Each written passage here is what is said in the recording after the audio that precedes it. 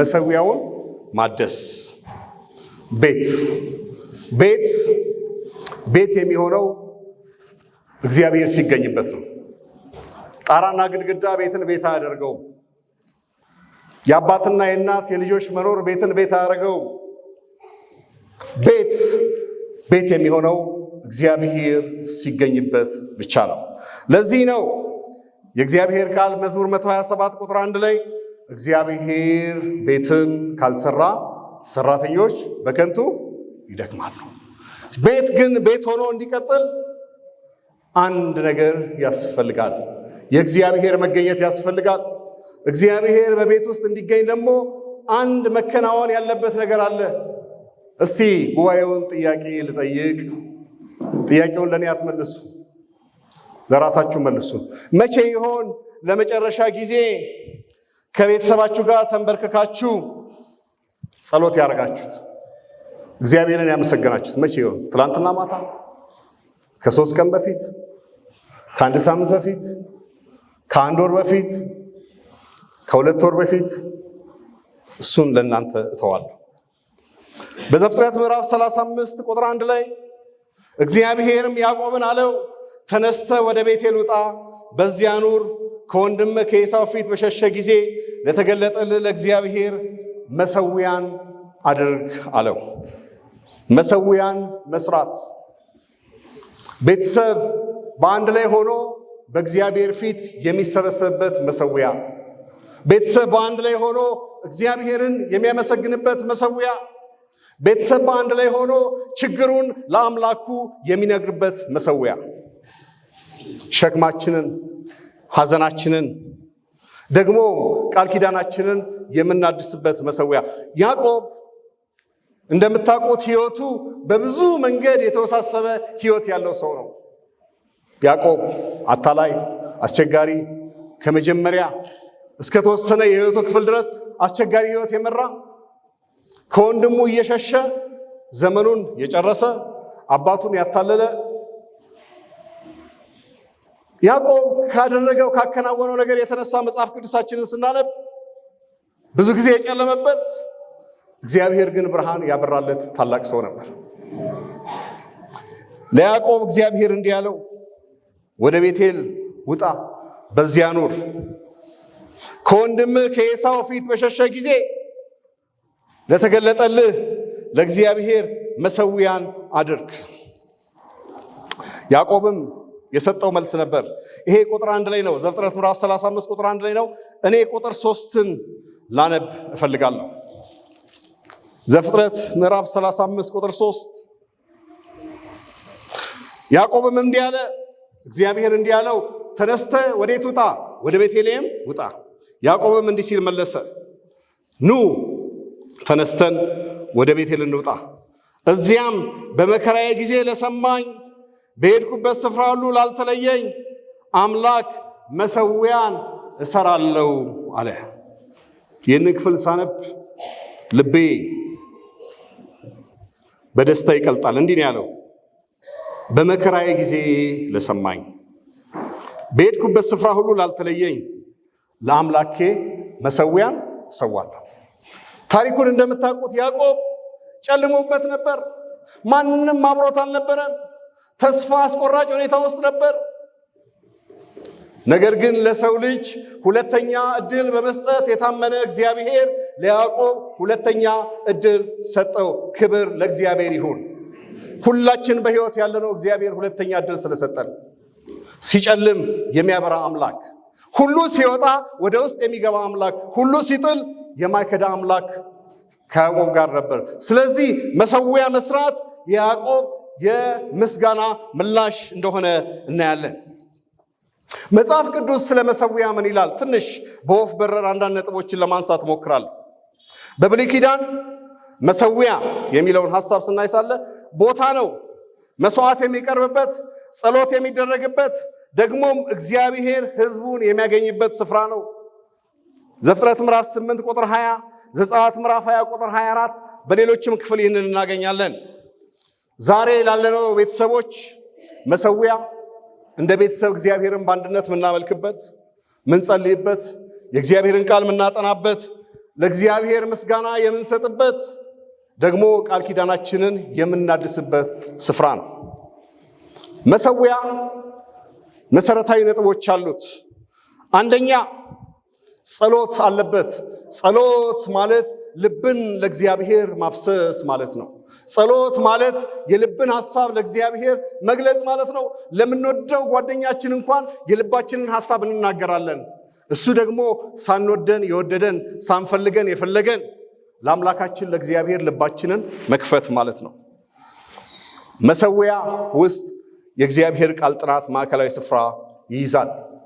ራዕይ ምዕራፍ 1 ቁጥር 3 ዘመኑ ቀርቧልና የትንቢቱን ቃል የሚያነቡ የሚሰሙ የሚጠብቁ ምንድን ናቸው? ብፁዓን ናቸው ይላል። የእግዚአብሔር ቃል የሚጠናበት መሠዊያ፣ ለእግዚአብሔር ምስጋና የሚቀርብበት መሠዊያ፣ ልጆቻችንን በትክክለኛ አቅጣጫ የምንመራበት መመሪያ የምንሰጥበት ስፍራ ነው። መሠዊያ ከሁሉም በላይ ቤተሰብ ከቤተሰብ ጋር አንድ ላይ የሚገናኝበት ስፍራ ነው። ፌሎሺፕ የሚያደርግበት ስፍራ። መሰረታዊ ነጥቡ የመሠዊያ መሰረታዊ ነጥቡ ልጆች እግዚአብሔርን ፍቅር እንዲረዱ፣ ሰብአዊ ዘርን እንዲወዱ ማድረግ ነው። የመሠዊያ ዋነኛ ዓላማ ልጆቻችን፣ ቤተሰባችን ለዚህም ምድር ለሚመጣውም ዓለም እንዲዘጋጁ ማድረጊያ ስፍራ ነው። ትልቁ መልእክት እግዚአብሔር አምላክህን በፍጹም ልብህ፣ በፍጹም ነፍስህ፣ በፍጹም ኃይልህ ውደድ የሚለውን ትምህርት የምንሰጥበት ስፍራ ነው። አለመታደል ሆኖ ዛሬ ያለ ግድድሮሽ አለ። ብዙ መሠዊያዎች በየቤቱ ፈርሰዋል።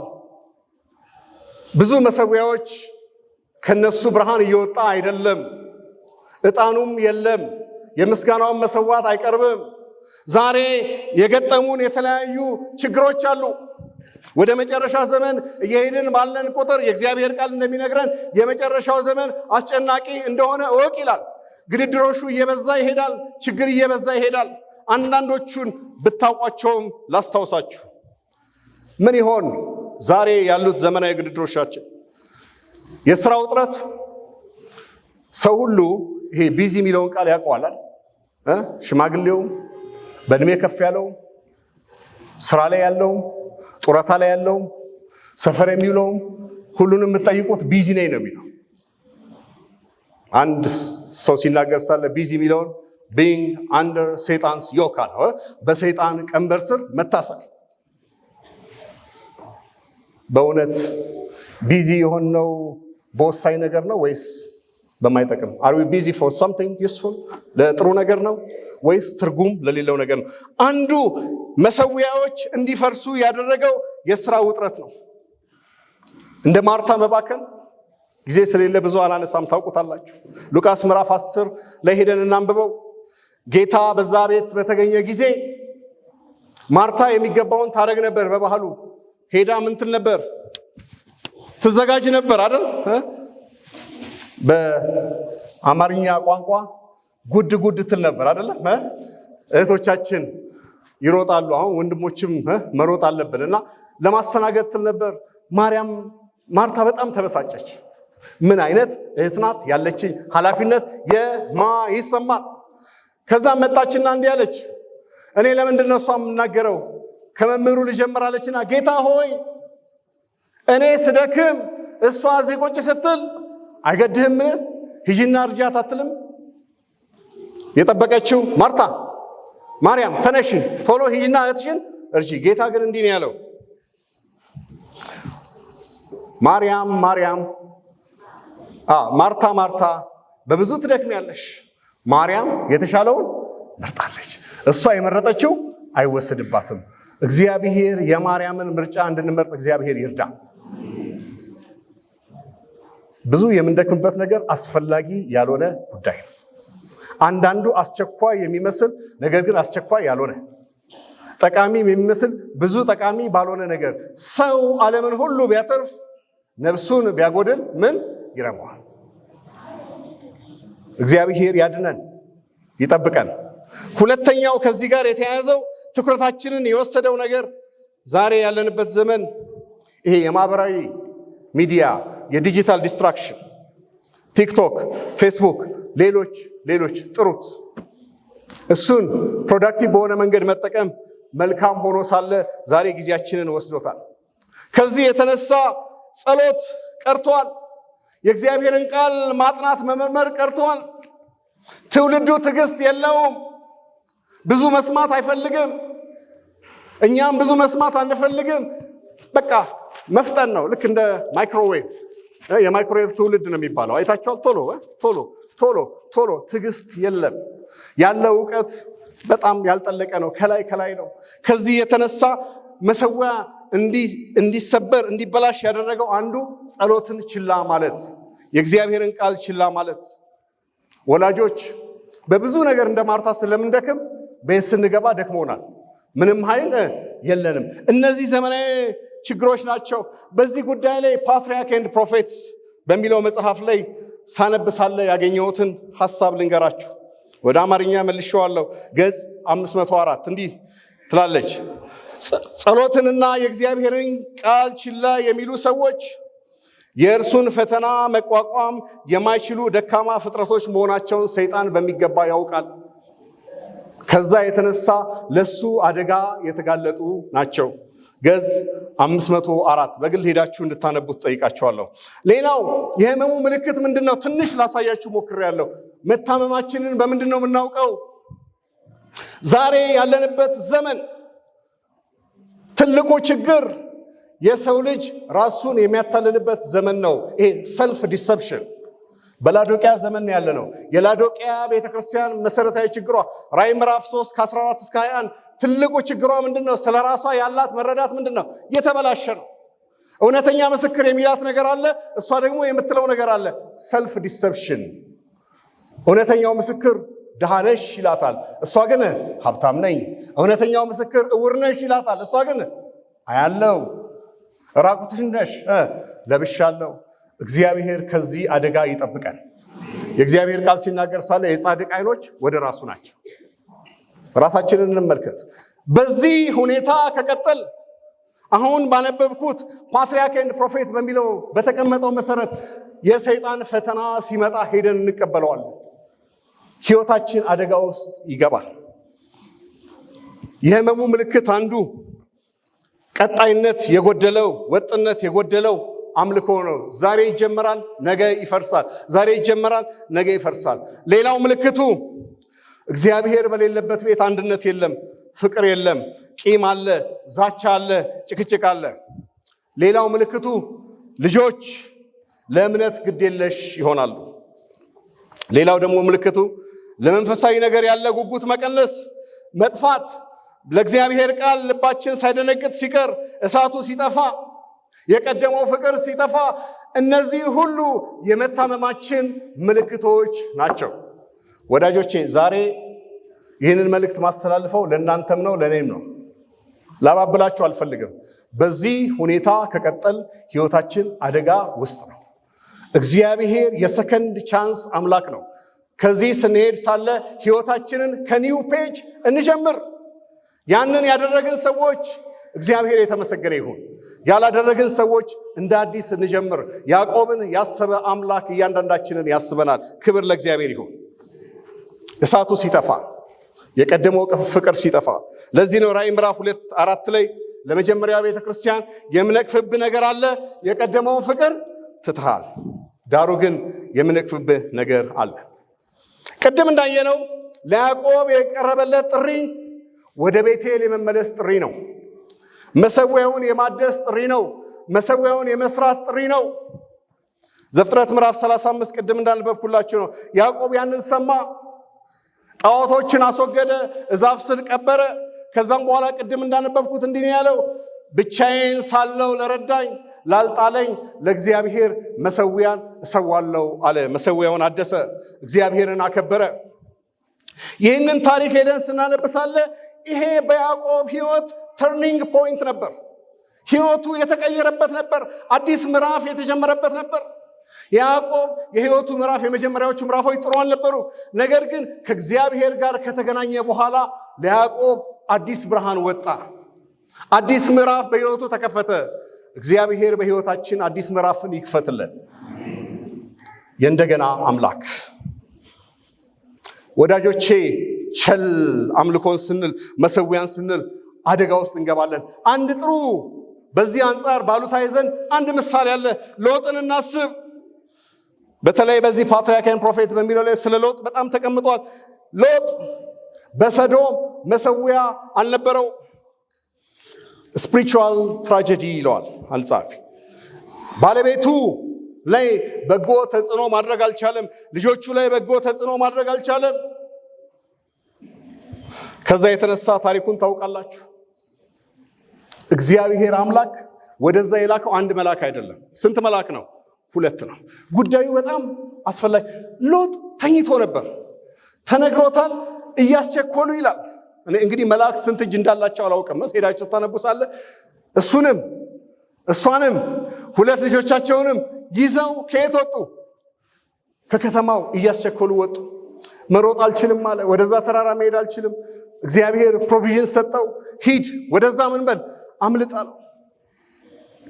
እግዚአብሔር አስመለጠው። ሎጥ እግዚአብሔርን አላስቀደምም። በሰዶም ባለው ጉዳይ ተጽዕኖ ውስጥ ወደቀ።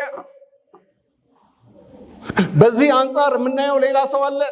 ኖህን ስናየው ሳለ ኖህ ከመርከብ ከወጣ በኋላ መጀመሪያ ያደረገው መሰዊያን ነው የሰራው።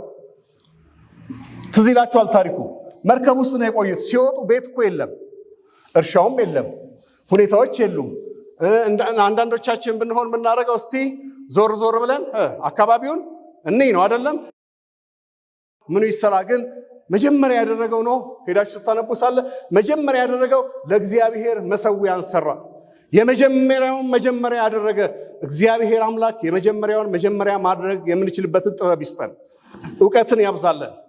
ብዙ ጊዜ ሁለተኛውን የመጀመሪያ እናደርጋለን። ነገሩ ሁሉ በዜሮ ብቻ ሳይሆን በኔጌቲቭ ይባዛል። የኪሳራ ህይወት እንመራለን። ዛሬ ያሉ ዘመናዊ ቤተሰቦች ትኩረታችን ለምድራዊ ስኬት ነው። ከዚህ የተነሳ በመንፈሳዊ ነገር እንወድቃለን። ብዙ ጊዜ ትኩረታችን የማቴሪያል ሰክሰስ ላይ ይሆንና አለመታደል ሆኖ ስፒሪቹዋሊ ፌል እናደርጋለን። ለዚህ ነው የእግዚአብሔር ቃል ሰው ዓለምን ሁሉ ቢያተርፍ ነፍሱን ቢያጎድል ምን ይረባዋል? በስጋ የተሳካላቸው በመንፈስ የከሰሩ ቤተሰቦች። ከዛ እግዚአብሔር ይጠብቀን።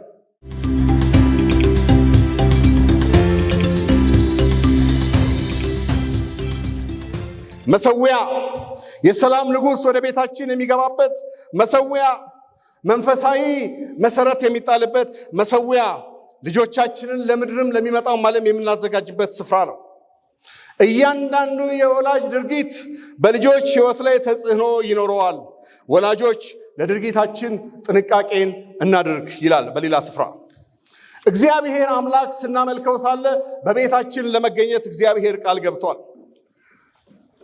ዘጸአት ምዕራፍ 23 ቁጥር 25 ላይ እግዚአብሔር አምላክን ታመልኩታላችሁ፣ እሱም ደግሞ በቤታችሁ ይገኛል፣ እህል ውሃን ይባርካል፣ እግዚአብሔር ጤንነትን ይባርካል ይላል። ይህንን ቃል የገባው እግዚአብሔር ነው። እግዚአብሔር ደግሞ ለቃሉ ታማኝ ነው። እግዚአብሔርን ታመልኩታላችሁ፣ እሱም ደግሞ እህልና ውሃችሁን ይባርካል፣ በመካከላችሁ ያለውን ሕመም አስወግዳለሁ ይላል። ዘጸአት ምዕራፍ 23 ቁጥር 25 አምልኮ፣ መታዘዝ፣ የእግዚአብሔርን ሐሳብ መቀበል፣ በእግዚአብሔር ሐሳብ ስንሄድ ሳለ እግዚአብሔር በበረከቱ ይገናኘናል። ያዕቆብን ታሪክ ሄዳችሁ ስታነቡ ሳለ እግዚአብሔር አምላክ በወንዞች መካከል ያዕቆብን ምን አደረገው? ባረከው። ከመሰዊያ በኋላ የሚመጣ የተስፋ ቃል አለ። አምልኩኝ እባረካችኋለሁ ይላል እግዚአብሔር። እግዚአብሔርን ማገልገል ማለት እግዚአብሔርን መታዘዝ ማለት ነው። እግዚአብሔርን ማገልገል ማለት የእግዚአብሔርን ድምፅ ሰምቶ መሄድ ማለት ነው። ለዚህ ጥሩ ምሳሌ የሚሆነን ሐዋርያው ጳውሎስ ነው። ሐዋርያው ጳውሎስ በተመለሰ ጊዜ በመንገድ ላይ ሳለ አንድ ጥያቄ ጠየቀ። ጌታ ሆይ ምን አደርግ ዘንድ ትወዳለህ? ጌታ ሆይ ምን አደርግ ዘንድ ትወዳለህ? ዛሬ በእግዚአብሔር ቤት ያለን አገልጋዮች ይህንን ጥያቄ ሳትጠይቁ አታገልግሉ። ይህን ጥያቄ ሳንጠይቅ አናገልግል። የእግዚአብሔርን ብሉፕሪንት አግኝተን ማገልገል እንድንችል እግዚአብሔር ይርዳን። ያንን ተቀበለ። ከዛ በኋላ አገለገለ። ታውቁታላችሁ። ለእግዚአብሔር ታማኝ እንድንሆን፣ ለሰው ሁሉ መልካም ምስክር እንድንሆን እግዚአብሔር ይፈልጋል። እግዚአብሔር እህልና ውሃ ይባርካል የሚለውን ደግሞ ትንሽ ለማየት ሞከርኩኝ። ምን ማለት ነው? በዚህ ስፍራ እህልና ውሃ የሚያሳየው በህይወት የሚያስፈልጉንን ነገሮች ነው። እግዚአብሔር አምላክ ብልጽግናን አይጠላም። ሚስ አንደርስታንድ እንዳታደርጉኝ። እግዚአብሔር አምላክ እንደ ፈቃዱ ለሱ ክብር በሱ ፈቃድ የሚመጣን መልካም ነገርን እግዚአብሔር ይወዳል። ነገር ግን ሀብት የህይወታችን የመጀመሪያውን ስፍራ ሲይዝ ያኔ ጣዖት ይሆናል። እግዚአብሔር ሁለተኛ ይሆናል። እግዚአብሔር ብቻ በህይወታችን የመጀመሪያውን ስፍራ ያዝ። የብዙዎቻችን ችግር ቅድም እንዳልኳችሁ የመጀመሪያውን መጀመሪያ አለማድረግ ነው። እግዚአብሔር እህልና ውሃን ይባርካል የሚለው ይሄ ተስፋ ነው። ለእግዚአብሔር የመጀመሪያውን ስፍራ ስንሰጥ ሳለ እግዚአብሔር በህይወታችን ይገኛል። እግዚአብሔር የምንሰራውን ስራ ሁሉ ይባርካል። የእግዚአብሔር በረከት በምንሰራው ነገር ሁሉ ላይ ያርፋል ይላል ገጽ 127። ሁላችሁም የምታውቁት አንድ መርህ አለ። ለኔ ይሄ የህይወቴ ብሉ ፕሪንት ነው። ማቴዎስ ወንጌል ምዕራፍ 6:33 አስቀድማችሁ የእግዚአብሔርን መንግስት ጽድቁንም እሹ ሌላ ሁሉ ምን ይሆናል? ይጨመራል። putting the first things first። ይሄ የህይወታችን ብሉ ፕሪንት ሊሆነው ይገባል። ትምህርት እንወዳለን። ትምህርት የመጀመሪያ አይደለም። ወላጆቻችን የመጀመሪያ አይደሉም። ልጆቻችን የመጀመሪያ አይደሉም። የትዳር አጋራችን የመጀመሪያ አይደለም። የመጀመሪያው እግዚአብሔር ነው። አስቀድማችሁ የእግዚአብሔር መንግስት ጽድቁን እሹ ሌላ ሁሉ ይጨመራል። ዳዊት የእግዚአብሔርን በረከት የተለማመደ ሰው እንዲህ ይላል መዝሙር 37 ላይ ጎለመስኩ አረጀው፣ ጻድቅ ሲጣል ዘሩም እንጀራን ሲለምን አላየውም። እግዚአብሔር ያከበሩትን ያከብራል። እግዚአብሔር ለታመኑት ታማኝ ነው። እግዚአብሔር መጀመሪያ ያደረጉትን መጀመሪያ ያደርጋል። እግዚአብሔርን መጀመሪያ እንድናደርግ እግዚአብሔር ይርዳል። ማንንም ብሌም እያደረግኩ አይደለም። እግዚአብሔር ሌላ ኦፖርቹኒቲ ይሰጣል። we can still restart from the new page። ከአዲስ ገጽ አዲስ ምዕራፍ በህይወታችን ልንጀምር እንችላለን። እግዚአብሔር ያስቀደሙትን ያስቀድማል፣ ህመምን ከማዕከላችን ያስወግዳል ይላል። ቅድም አንስቼላችኋለሁ። ኖህ ለዚህ ጥሩ ምሳሌ ነው። ቅድም እንዳነሳሁት አብርሃም መሰዊያ የሰራበትን ሁኔታ ዘፍጥረት ምዕራፍ 12 ሄዳችሁ ስታነቡ ሳለ ልብን ይነካል። ብዙ ቃል ተገብቶለታል። እባርክሃለሁ፣ አንተን የሚባርኩን ምን አደርጋለሁ? እባርካለሁ። የሚረግሙ ምን አደርጋለሁ? ረግማለሁ። ምድር ይሞላል። ልጅ የለም። የሳራም ሁኔታ አስቸጋሪ ነው። በስጋ አይን ሲታይ ምንም ተስፋ የለም። ነገር ግን በዛ ውስጥ አብርሃም አምላኬ ሆይ እባርክሃለሁ ብሏል። የታለ የባረከኝ ብሎ አልቆመም።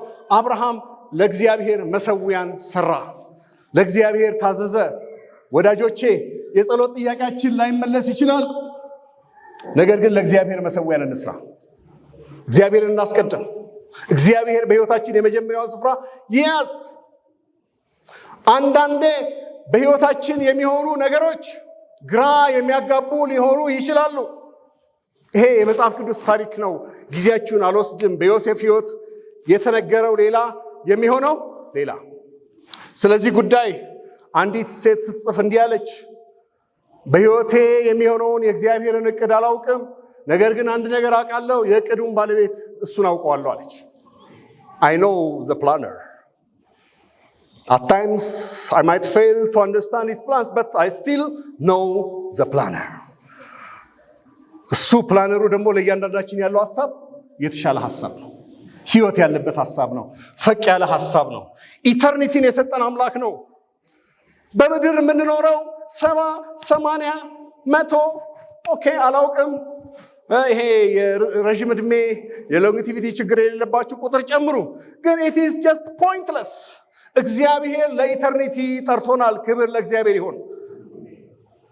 በዚህ ምድር የምንኖረው ኑሮ የእንግድነት ኑሮ ነው። ይጠቀለላል። ጌታ ኢየሱስ በክብር ይመጣል። ሰማያት ይጠቀለላሉ። ሁሉ ነገር ይቀየራል። እንባ የሌለበት፣ ህመም የሌለበት፣ አድሎ የሌለበት ምድር እግዚአብሔር ለልጆቹ በኢየሱስ ክርስቶስ አማካኝነት አዘጋጅቷል።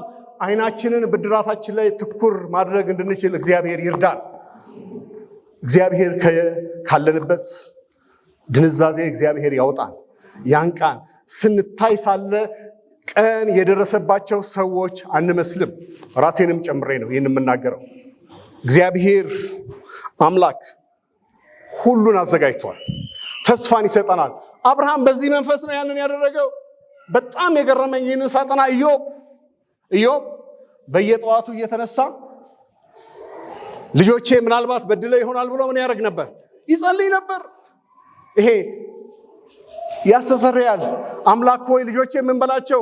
ይቅር በላቸው ይላል መጽሐፍ ቅዱስ። የጻድቅ ሰው ጸሎት በስራዋ እጅግ ታላቅ ታደርጋለች። ወዳጆቼ ዛሬ ጥያቄ ያለኝ፣ ሸክም ይሰማናል ወይ? ሕይወት እንዲሁ ሊቀጥል አይችልም። መሰዊያው ከመፍረሱ የተነሳ ሸክም እንኳን አንዳንዴ አይሰማንም። ሕዝቅኤል ምዕራፍ 9 ቁጥር 4 እግዚአብሔርን በከተማይቱ በኢየሩሳሌም መካከል እለፍ፣ በመካከሏ ስለተሰራው ርኩሰት ሁሉ በሚያለቅሱና በሚተክዙ ሰዎች ላይ ግንባር ላይ ምልክት ጻፍ አለው። ፕሮፌትስ ኤንድ ኪንግስ በሚለው መጽሐፍ ላይ የተቀመጠ ነገር አለ። ስለ ራሳቸው ኃጢአት፣ በቤተ ክርስቲያን ስላለው ኃጢአት፣ በዓለም ስላለው ኃጢአት የሚያለቅሱና የሚተክዙ ሰዎች የእግዚአብሔርን ማተም ይቀበላሉ ይላል። እግዚአብሔር ዓይናችንን ያብራልን። ሸክም ይሰማናል። የራሳችን ሁኔታ ይታየናል። ይሄ ሰልፍ አዌርነስ የሚባል ነገር አለ። ብዙ ጊዜ ብዙ ሰው ስለ ራሱ አያውቅም። ስለ ራሱ የሚያስበው ሌላ፣ የሆነው ሌላ። እሱ ሰፊ ርዕስ ስለሆነ እዛ ውስጥ አልሄድም። ነገር ግን የእግዚአብሔር ቃል አለ። አበቦች ይረግፋሉ፣ ሳሩ ይጠወልጋል፣ የጌታ ቃል ለዘላለም ይኖራል። ዘመን የማይሽረው የእግዚአብሔር ቃል፣ በሱ ቃል ሕይወታችንን መርምር፣ ሕይወታችንን ፈትሽ። ደካማ ሆነን ብንገኝ ሊያነሳን ሊረዳን የተዘጋጀ አምላክ አለ። ወደሱ ወደ ጸጋው ዙፋን በእምነት እንቅረብ። ጌታ ሆይ አልቻልኩም፣ ደክሞኛል፣ አቅም አንሶኛል፣ አቤቱ እርዳኝ እንበል። እግዚአብሔር ይረዳናል፣ እግዚአብሔር ያነሳናል፣ እግዚአብሔር ይደግፈናል፣ እግዚአብሔር ቤተሰባችንን ይባርካል፣ እግዚአብሔር ምድራችንን ይታደጋል። ልጆቻችን ከንግግራችን በላይ ድርጊታችንን ያያሉ። አላውቅም፣ ወደ ቤት ስትሄዱ አንዳንድ ያጠፋነው ጥፋት ካለ ይቅርታን ጠይቅ ልጆቻችን። በዚህ አንጻር ምሳሌ አልሆንኩም እንበል፣ ልጆቻችን ይቅር ይሉናል። አንዱ አምልኮ ላይ ትልቁ ነጥብ ለልጆቻችን ምሳሌ እንሁን። እንዴት አድርገን እንገባ? እየጨረስኩኝ ነው። አንደኛ የቤተሰብ የአምልኮ ጊዜ እንዲኖረን ውሳኔ እንወስን። እዛ ውስጥ ጸሎት ይኑር፣ የእግዚአብሔርን ቃል ማጥናት ይኑር፣ ዝማሬ ይኑር። ልጆች ኃላፊነትን ይውሰዱ። ጥቅስ ሊያነቡ ይችላሉ፣ መዝሙር ሊዘምሩ ይችላሉ። ፕሮግራሙ የተንዛዛ ይሁን፣ 10-15 ደቂቃ ሊበቃ ይችላል። ጅምር ላይ እያለ እያሳደግነው እንሂድ። እግዚአብሔርን ስንጠራ ሳለ እግዚአብሔር እንዲህ ብሏል፣ አንድም ሁለትም ሆናችሁ በስሜ በተሰበሰባችሁበት ምን አደርጋለሁ? እገኛለሁ። እግዚአብሔር እገኛለሁ ሲል እግዚአብሔር ይገኛል።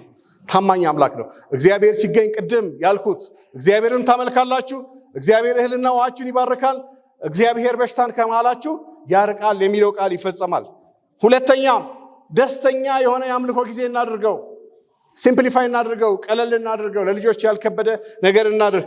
እግዚአብሔርን መጥራት፣ ለእግዚአብሔር ምስጋናን እናቅርብ፣ ምስክርነትን እንስጥ። ለዚህ ነው በዚህ በፓትርያርክ ፕሮፌት ላይ በገጠሪቱ ኢትዮጵያ ካያችሁ ጠዋት ላይ ጭስ ይወጣል አይደል? ከየቤቱ እንደውም ድርጊት እንዳለ የምታውቁት ጭሱ ሲወጣ የሆነ ነገር እየተሰራ ነው። ልክ እንደዛ የአምልኮ ጭስ በየማለዳው ከክርስቲያን ቤት ይውጣ። እግዚአብሔር ያግዘን።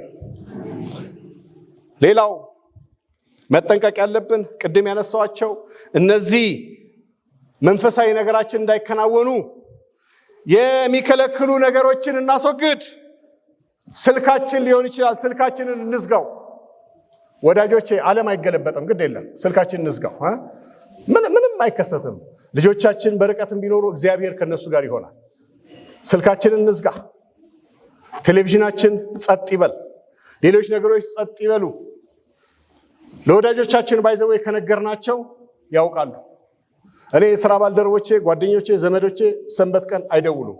ቢደውሉም ስልኬ እንደማይነሳ ያውቃሉና ጠብቀው ሰንበት ካለፈ በኋላ ይደውላሉ። ስልካችን ይረፍ፣ ቴሌቪዥኑ ይዘጋ፣ ሌላ ነገር ይቁም፣ እግዚአብሔር ማዕከላዊ ይሁን፣ እግዚአብሔር ይጠራ፣ እግዚአብሔር በቤታችን ይገኝ። ሰላም ያጣ ቤት ቢኖር እግዚአብሔር ይጠራ። የሰላም ንጉሥ ጌታ ኢየሱስ ወደዛ ቤት ይመጣል። ሕይወታችንን እግዚአብሔር ያድሳል። መብራቱ አይጥፋ። ሌላው ምክሬ ትዝ ካላችሁ በቤተ መቅደስ ባለፈውም ሰንበት ትምህርት እየተማርን ነው። በተለይ በቅዱሱ ስፍራ ካሉት ነገሮች ውስጥ አንዱ ምንድነው? መቅረዙ ነው አይደል?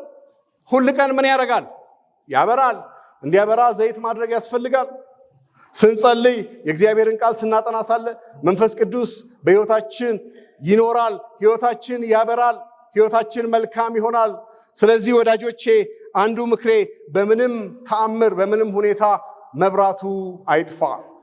እግዚአብሔር በሕይወታችን ያለውን መብራት አያጥፋብን። ወዳጆቼ የኔ ምርጫ አንድ ምርጫ ኢያሱ ምዕራፍ 24 ቁጥር 15 ቅድም የተነበበው ጥቅስ እናንተ የምታመልኩትን ምረጡ፣ እኔና ቤቴ ግን እግዚአብሔርን እናመልካለን። ጌታ ኢየሱስ በቅርብ ይመጣል። የምድር ታሪክ ይለወጣል። የልቤ ምኞት እኛንም ቤተሰባችንን ይዘን በእግዚአብሔር መንግስት እንድንገኝ እግዚአብሔር ይርዳን። ተገኘው ስል እንዳልጠፋ፣ አለማው ስል እንዳልከፋ፣ መጥቷል ሲሉኝ እንዳልቀር፣ ጠፍቷል ሲሉኝ እንዳልመር፣ ብሩክ ሲሉኝ እንዳልረክስ፣ ሞላ ሲሉኝ እንዳልፈስስ፣ አደራህን መንፈስ ቅዱስ አደራ አደራ። አዳፋነቴ ሳይገድበኝ ደካማነቴ ሳያስቀረኝ ሊያፈራ ነው ባልከኝ ጊዜ ሳልነቀል ምረትህ አጥቦ ከቤት መሃል ይትከለኝ። አደራ አደራ። ከቃል ማዕድ እንዳልጎድል የኖራ መቃብር ሳልመስል የጠፋውን ልጅ ፈልገኝ፣ እኔ አቅም የለኝ አንተ አግኘኝ። አደራ ማጥበቅ አላቅም ያስኩትን ሕይወት አላደርግ የሰማሁትን ተስፋ ስላጣው አፍርሰ ስራኝ፣ ሌላ አልፈልግም አንተ ተጠጋኝ።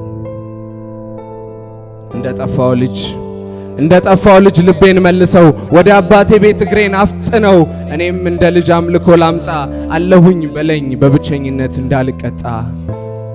አደራ አደራ። ናታኒም ልሁን የደጅ ባሪያ፣ ህመም ብቻ ነው ዓለም ጉያዋ። ከቤት ውጭ ያብለጨለጨ ውበት ቢመስልም በህብረት ካለ አምልኮ አይበልጥም። አደራ ዘመኔን በቤት ጨርሰው አንተን ያገልግል ሁለመናዬን ውሰደው። በዳዊት ንስሐ ልምጣ ልዋረድና ከፊት ጎሎኛል የምለው የለም ጌታ ሙሉ ነው ቤትህ። ከነድፍ ከነጉድፌ ከኃጢአት ጋር ከበራፍ ተሰልፌ ንስሐ ባልኩት ጉልበት ተደግፌ ጸሎት ጀመረ ኮልታፋ አፌ። ቤተሰቤን አደራ አደራ።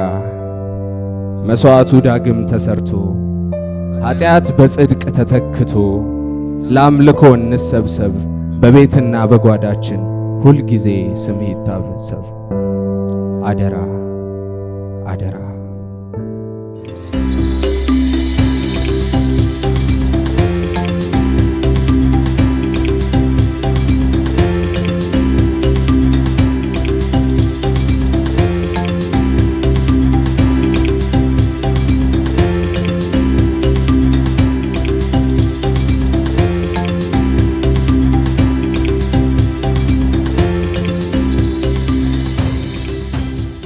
የአባት የክህንነት አገልግሎት ምን ይመስላል? መጽሐፍ ቅዱሳችን ይነግረናል። አባት ካህን ነው። እናትም የራሷ የሆነ የአገልግሎት ድርሻ አላት። ግን ምን ይመስላል አባቶች ኃላፊነታችሁ? በሀገራችን አባት የቤተሰቡን ኢኮኖሚ ለመደገፍ የተለያዩ ለልጆቹ ሆነ ለትዳሩ ለኑሮው ብዙ ነገሮችን ያደርጋል። በጣም ብዙ ነገሮችን። ትልቁን እንደውም በኢኮኖሚ ኃላፊነቱን የሚወጣው አባት ነው። በዚህ በመንፈሳዊ ነገር ላይስ ምን ያህል ኃላፊነቶቻችሁን እየተወጣችሁ ነው አባቶች የሚለውንም በዛው እንድትመልሱልን እንፈልጋለን። ከዶክተር ልጀምር።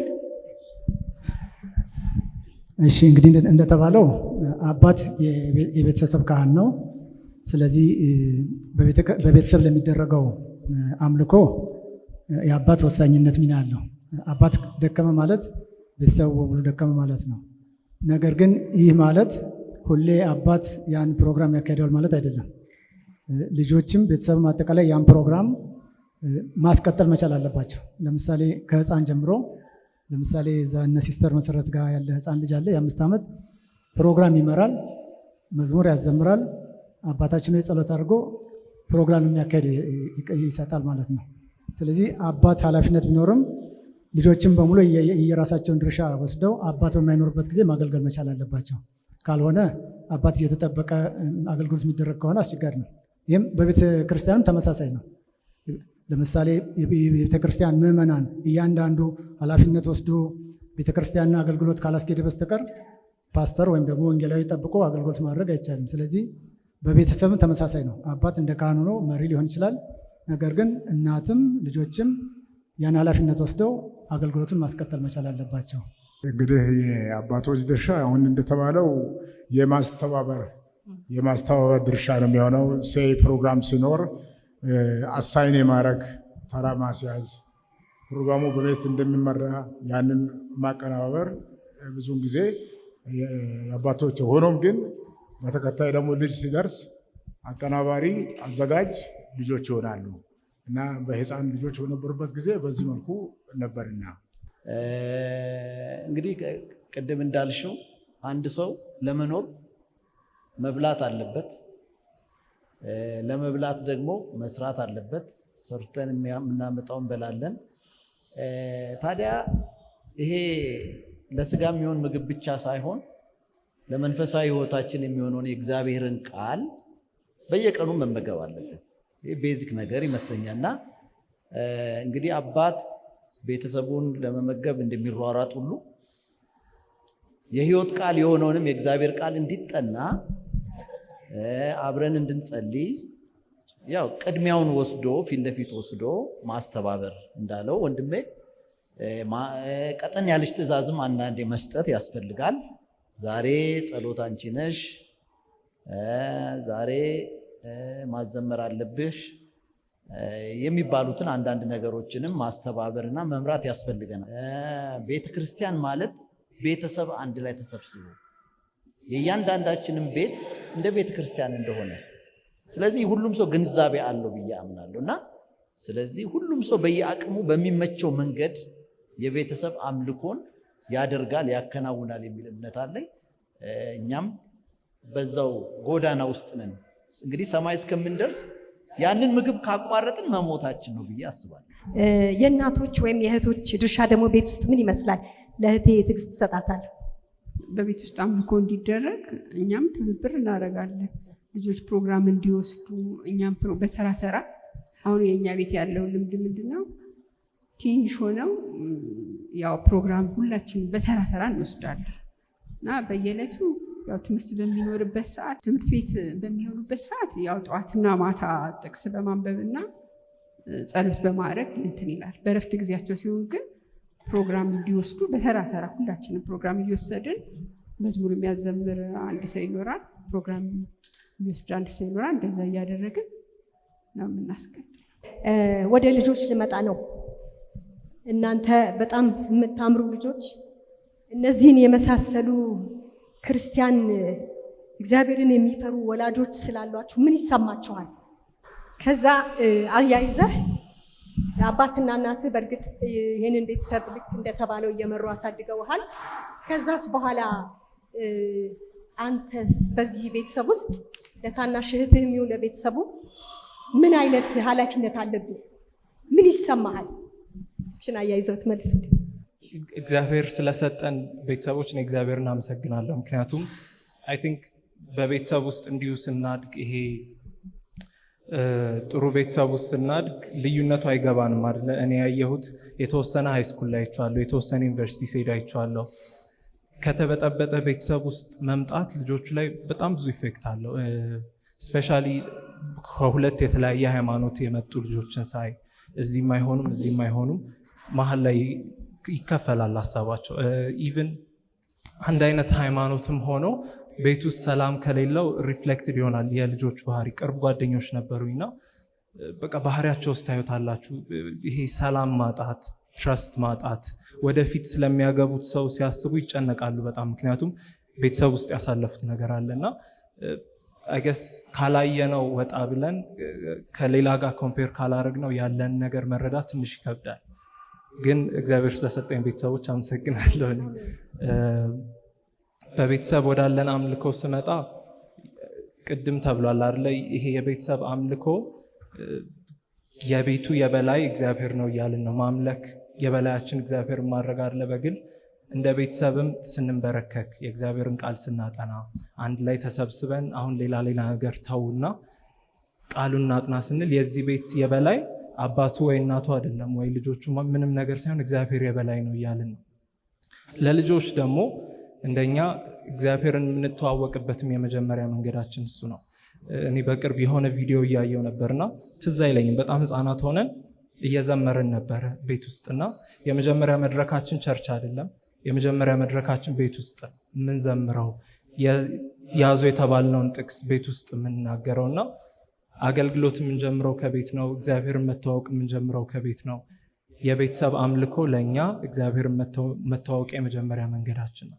ስለዚህ ይህ አምልኮ በጣም ወሳኝ ነው። ምክንያቱም በዛ እግዚአብሔርን ካወቅን በኋላ ነው በግላችን ወደ ማወቅ የምንመጣው። ቤተሰባችን ያመለኩትን እግዚአብሔርን በኋላ እኛ ለማወቅ የምንሞክረው እዛ ስናየው ነው።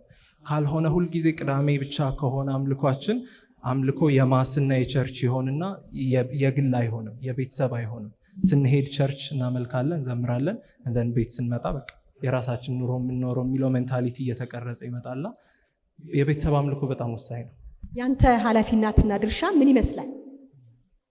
የኔ ኃላፊነት እንግዲህ ፕሮግራም አለን፣ የምናጠናቸው መጽሐፎች ወር የምናጠናቸው ክፍሎች ይለያያሉና ቀን አለኝ። አይገስ ባልሳሳት ቅዳሜና እሑድ መሰለኝ የኔ በተሰጠን ቀን የምናጠናውን ክፍል ለቤተሰቡ ማወያየት፣ ከዛ በኋላ መምራት። ያንን ቀጥታ ወደ ጋሽ ያዕቆብ ቤተሰብ ልምጣ።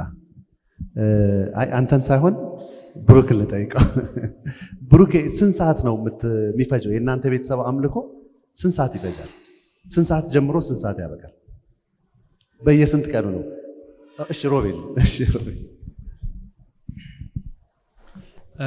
የእኔና የብሩክ ስኬጁል በጣም የተለያየ ነው እና ከትምህርታችን ከሚፈጀው ጊዜም ከዛ ደግሞ ማሚም ከቢሮ መታ ዳዲም ከስራው መቶ ምናምን ጊዜያችን የተዛባ ይሆንና ነገር ግን የምንጀምርበት ሰዓት እኩል ሰዓት እንዲሆን ሁልጊዜ ያንን ስራ ኃላፊነት የሚይዘው ዳዲ ነው እና ዳድ ጥናት ካለኝም ሰዓት ይሄን ያህል ደቂቃ በኋላ አቁም ብሎ ይነግረኛል። ያንን እያሰብኩኝ ነው አንቲሲፔት እያደረኩኝ ማጠናው እና ያንን ከሰጠን ጊዜ ጀምሮ እያንዳንዱ ሰው አሁን እኔ ብቻ ማስጠና ቢሆን ኖሮ ብቻዬን እያደኩኝ ራሴን ደግሞ ሳላውቀው እኔ ሳላድግ ቀርና ወይ ደግሞ ማሚ ብቻ የምታስጠና ከሆነ ዳዲ ብቻ የሚያስጠና ከሆነ እኛ ያለንበት አይታወቅም እና ምን እናደርጋለን? በየቀኑ የተለያየ ሰው ነው የሚያስጠናው እና ዳድ ብቻውን ሳይሆን ዛሬ አሁን ዳዲ ከሆነ የነገውን ይመድበንና እኔ ከሆንኩኝ ቀድሜ እንድዘጋጅ 2 ቀን በፊት ይነግረኛል። ብሩኬም ከሆነ እንደዛ ያደርግና ሰዓቱ የሚለያየው የሚያስተምረው ሰው እንደሚፈልገው መጠን ነው። ነገር ግን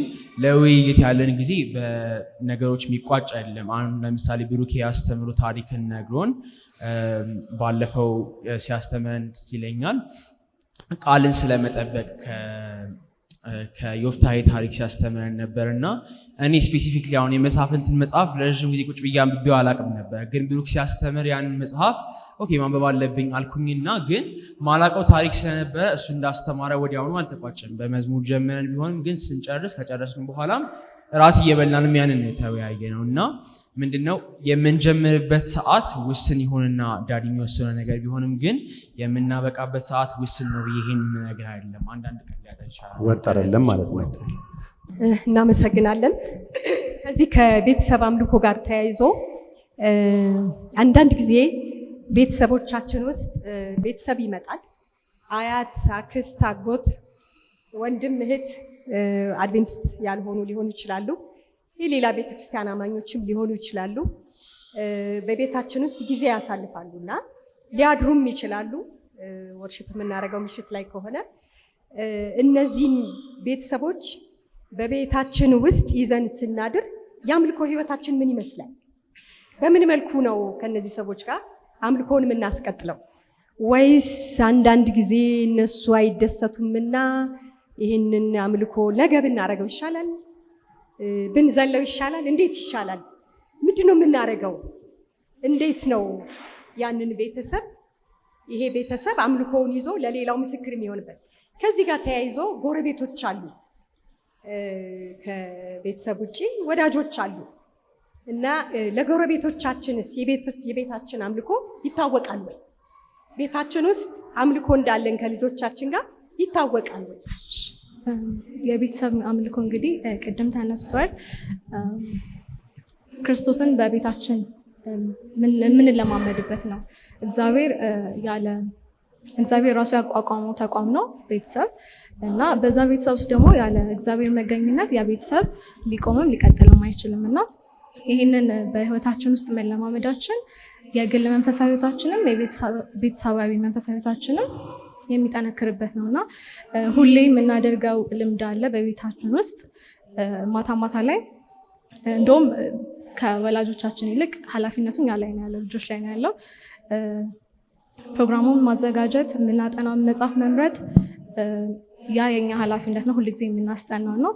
አዲስ እንግዳን በመጣ ቁጥር እንደውም ብዙ ጊዜ እኛ ቤተሰብ ውስጥ አድቬንቲስት ያልሆነ ሰው ነው ብዙ ጊዜ የሚያጋጥመን እና በዛም ደግሞ ያ ልምዳችን አይቆምም።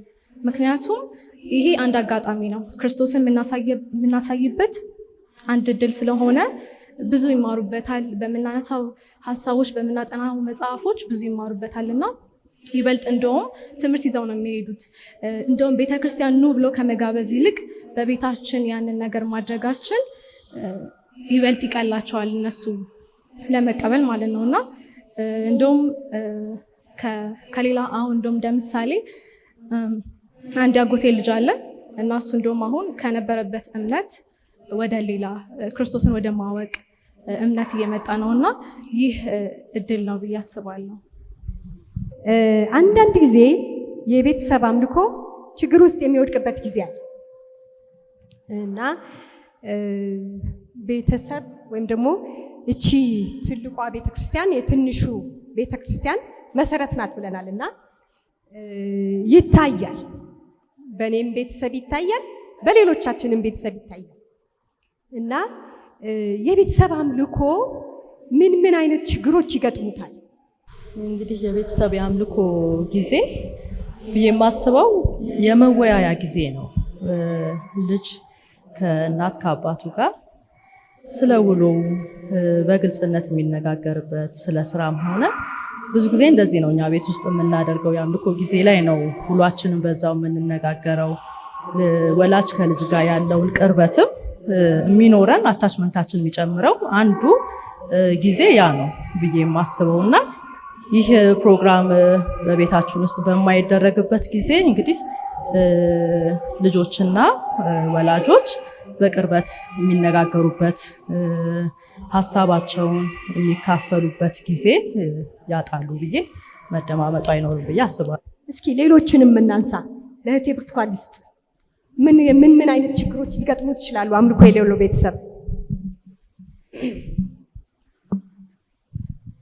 እሺ፣ አምልኮ የሌለበት ቤተሰብ በጣም ከባድ ነው የሚሆነው። ለምን ልጆቻችን እንግዲህ በእግዚአብሔር ቃል ተመስርተው ካላደጉ ከኛ ጋር የሚቆዩበት ጊዜ በጣም ጥቂት ነው። ትምህርት ቤት ይውላሉ፣ ከዛም ደግሞ አልፈው ወደ ዩኒቨርሲቲ ይሄዳሉ። ይሄ መለማመድ የሚኖረው ከቤት መሰረት ሲኖረው ነው። ከቤት መሰረት ከሌላቸው ወደ ውጭ ሲወጡ በዓለም የሚያዩት ነገር በጣም ብዙ ከባድ ነገሮች አሉና ያንን ነገር ማለፍ መሻገር አይችሉም። ግን በቤት አምልኮ ተመስርተው ሲያድጉ ደግሞ የትም ቦታ ቢሄዱ ከዛ ፈቀቅ አይሉም። ስለዚህ የሚገጥማቸው ችግር ከባድ ስለሆነ በቤት ተመስርተው በስነ ምግባር እግዚአብሔርን በማወቅ መሻገር መቻል አለባቸው። ከዛ ሲወጡ ግን የከፋ አደጋ ውስጥ ነው የሚወድቁ ብዬ አስባለሁ። እንግዲህ በአሁኑ ጊዜ በተለይ ቤተሰብ አምልኮ ተግዳሮቶች ብዙ ናቸው። በአሁኑ ጊዜ አብሮ ማምለክ ብቻ ሳይሆን አብሮ መብላትም እያስቸገረ ነው። በተለይ ልጆች ከፍ እያሉ ሲመጡ የራሳቸው ፕሮግራም ይኖራቸዋል፣ የራሳቸው ስራ ይኖራቸዋል። የሚወጡበት የሚገቡበት ጊዜ የተለያየ ይሆናል። ስለዚህ ቤተሰብ ጠንከር ያለ አቋም ከሌለው በተለያየ ጊዜ ይበላሉ፣ በተለያየ ጊዜ ይገባሉ፣ በተለያየ ጊዜ ይወጣሉ። የአምልኮ ጊዜ ብቻ ሳይሆን አብሮ የመገናኛ ጊዜም እየጠበበ ይሄዳል። ስለዚህ በተለይ ግለኝነት አንዳንዴ እንዲያውም አንድ ሳሎን ላይ ቁጭ ብለው ራሱ የማይነጋገሩ ቤተሰቦችም ሊኖር ይችላሉ። ስለዚህ በተለይ አሁን ሶሻል ሚዲያ በዛበት ጊዜ ሀሳባችን የሚወስደው ብዙ ነው። ልጆችን ብቻ ሳይሆን የወላጆችንም ሀሳብ የወላጆችንም ጊዜ የሚሻማበት ነውና በተለይ በአሁኑ ጊዜ እንደዚህ አይነት ነገሮች ላይ ጥንቃቄ ካልተደረጉ ለአምልኮ ጊዜ በደንብ ስትሪክት ሆነን በደንብ ጊዜውን ወስነን ተቆጣጥረን ካላካሄድን በስተቀር የአምልኮ ጊዜን የቤተሰብ አንድነት ጊዜ የሚፈታተኑት ነገሮች ብዙዎች ናቸው። ስለዚህ እዛ ላይ ጠንከር አድርገን የአምልኮ ጊዜን ወስነን ኢቨን ልጆች ራሱ የምንገናኝበትን ከቤተሰብ ጋር ጊዜ መወሰን አስፈላጊ ነው። ካልሆነ ግን የሚያዘናጉን ነገሮች ብዙ ናቸው። እግዚአብሔር ይመስገን። እግዚአብሔር ይባርክ። በተጨማሪ ያው ይሄ የአምልኮ ጊዜ ቃልን ከምናነብበት በተጨማሪ እኛ ለልጆች እኔ በበኩሌ ምክርን የምንቀበልበት ጊዜ ነው ብዬ አስባለሁ። ምክንያቱም ልጆች ነንና እኔ በተለይ ሳድግማ በቃ ከቤተሰቦች የተሻለ አውቃለሁ ብዬ አስብ ነበረ። አሁንማ አድግ ያለው የእነሱ ምክር አያስፈልገኝም የሚል ሀሳብ ሁላችንም ልጆች ስናድግ የሆነ ሰዓት ላይ ይመጣልናል። ነገር ግን ወደ ውጭ በወጣሁኝ ቁጥር በተለይ ሃይስኩል ከተመረኩ በኋላና ዩኒቨርሲቲ ልገባ ባለውኝ ሰዓት አብዛኛውን ነገር እንደማላቅና በህይወት ያለኝ ኤክስፒሪየንስ ከቤተሰቦች አንጻር እንዴት ትንሽ እንደሆነ እረዳለሁ እና ይሄ የቤተሰብ አምልኮ ሰዓት ላይ አባቴም እናቴም ያንን ሰዓት ተጠቅመው መምከር የሚችሉበት አጋጣሚ ነው። ምክንያቱም አሁን አብዛኞቻችን ሰዓት እጥረት አለን ብለን እናያለን። ጠዋትም ሁላ ስብከት ላይ ሲነገር ነበር አይደለ? ቢዚ ነን ብለን ቢዚ ባንሆን እንኳን ነገር ግን ያንን ከማድረግ ሌላ ነገር ልንፈልግ ሰይጣን ብዙ ጊዜ ሰዓታችን ሊይዝ ይሞክራል። እኛ ልጆች ነን እና ከዛ ደግሞ ትምህርታችንን ማለት ከትምህርታችን ያለውን ሰዓት ውጭ ደግሞ ልናርፍም እንፈልጋለን። ያንን አናደርግም ልንል እንችላለን። ግን ያንን ሰዓት ቤተሰቦች ማሳለፍ ያለባቸው ግዴታና ሊያልፉት ችላ ሊሉት የማይገባ ልጆቻቸውን በምክር የሚይዙበት ጊዜ ነው ብዬ ስለማስብ